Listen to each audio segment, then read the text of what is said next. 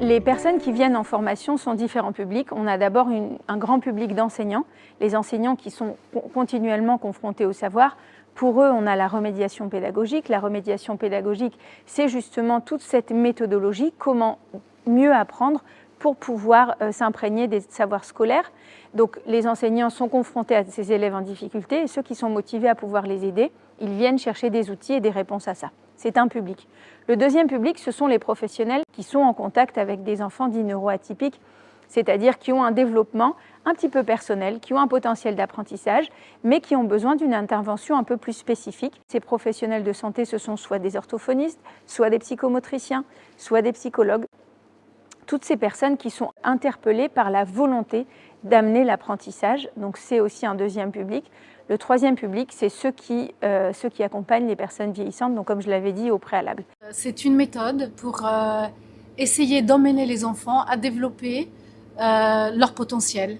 Parce qu'au-delà de difficultés que l'on souligne souvent au quotidien à l'école ou même à la maison ou ailleurs dans la vie de tous les jours, les enfants ont un potentiel, comme les adultes d'ailleurs, ont un potentiel qui est souvent pas développé. Et nous, en tant que médiateurs, on va essayer de leur faire découvrir que, au-delà de certaines étiquettes, ou au-delà de certaines difficultés, d'une manière ou d'une autre, ils vont pouvoir résoudre certains problèmes, ils vont pouvoir gagner confiance en eux, et à travers cette confiance, ils vont pouvoir encore mieux réussir et toujours découvrir et aller plus loin.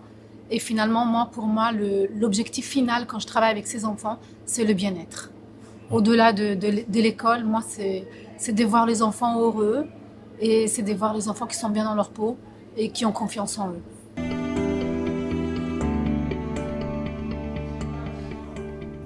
Les temps de travail, de mettre des choses qui demandent beaucoup de concentration, puis après, peut-être qu'on va faire 5 minutes d'exercice de respiration, puis on va repartir sur autre chose.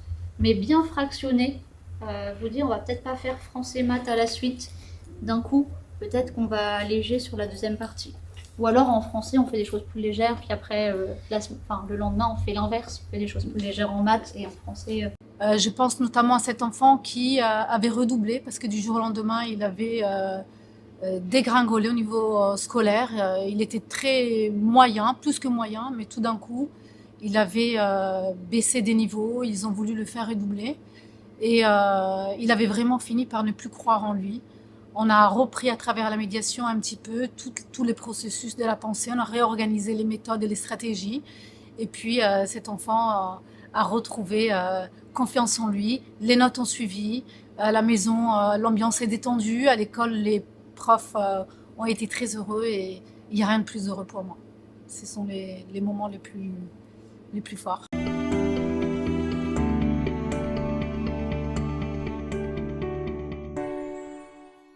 Constater une difficulté, le symptôme, c'est la phase émergée de l'iceberg, c'est ce qu'on voit. C'est à partir de là qu'on part, mais ne pas s'arrêter et faire des espèces de raccourcis rapidement. Il arrive pas à ça, il est ça. Alors, non.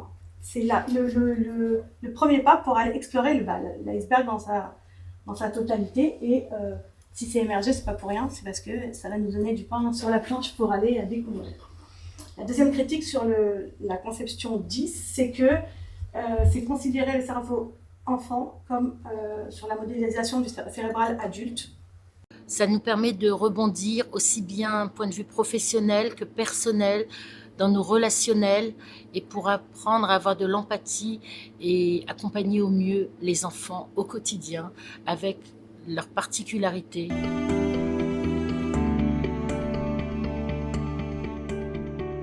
La consigne, vous allez devoir. Déjà, je voudrais qu'on me dise ce qu'on voit. Qu'est-ce qu'on voit dans cet exercice? On voit des carrés, On voit des carrés. On voit quoi? et plein des points. Ah, Moi, je veux que tu me fasses le travail. je vais pas. Eh ben non, c'est sûr, c'est facile si je le fais pour toi.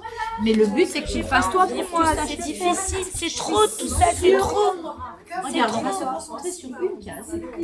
Alors, ce qu'il y a de très particulier dans la remédiation cognitive basée sur Feuerstein, c'est vraiment les outils. C'est-à-dire vous sortez avec des exercices concrets que vous pouvez proposer dès la sortie de formation.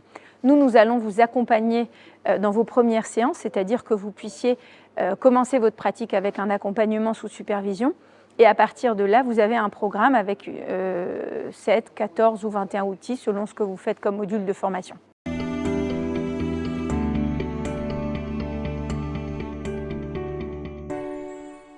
Donc, tu vas mettre combien de couverts, combien tu dois mettre de fourchettes, combien tu dois mettre d'assiettes. Prends-les d'abord, donc il va dénombrer. Donc ça va l'habituer à ne pas surcompter et décompter, parce qu'en général, quand ils dénombrent, ils vont mettre un de plus ou un de moins, ou ils ont sauté. Vous voyez, quand ils commencent à apprendre ce concept. Donc, ils vont d'abord dénombrer en prenant la pile, après de couverts, après ils vont pouvoir l'amener là-bas. Donc, tout ce qu'on fait en classe avec le matériel Montessori, tout ce qu'on va faire en médiation cognitive, etc. Comment aussi qu'il y a un lien aussi avec la famille, avec un petit exercice. Pas forcément... Moi, je me rappelle, une inspectrice, elle m'avait dit, quel est votre lien que vous avez avec les familles au niveau de ce que vous avez fait. Voilà, c'était un très beau projet pédagogique, etc. On enrichit l'autre avec divers outils et c'est lui qui va s'approprier les outils qui lui correspondent le mieux, les outils qui vont être le plus transférables dans la vie quotidienne. Aujourd'hui, ces outils donnent des résultats, que ce soit dans les cas de troubles TDAH, donc le trouble de l'hyperactivité, c'est un grand pan d'outils qui sont développés en cette direction. C'est aussi pour tous les enfants qui ont des difficultés émotionnelles et dans tout ce qui est développement d'habiletés sociales. Ce sera aussi pour tous les enfants en situation de handicap. Donc là, très clairement, on a des programmes qui s'adressent aux familles et aux parents. Donc vraiment, comment appréhender l'enfant, comment l'aider dans son quotidien à apprendre, même s'il est dans un contexte de famille tout à fait ordinaire. On est vraiment dans cette recherche-là. Donc à la fois des professionnels, à la fois des enseignants, à la fois des familles. Des enfants qui ont 20 ans, 21 ans, 22 ans, qu'on a vu avancer, progresser. Peut-être vos élèves ont plus, j'en sais rien. Je parle pour les miens sont dans les 23 ans, mes plus anciens élèves. Donc c'est à vous de continuer. J'allais dire que finalement, le changement commence à peu de choses. Voilà, il suffit d'apprendre, de découvrir pour pouvoir pratiquer.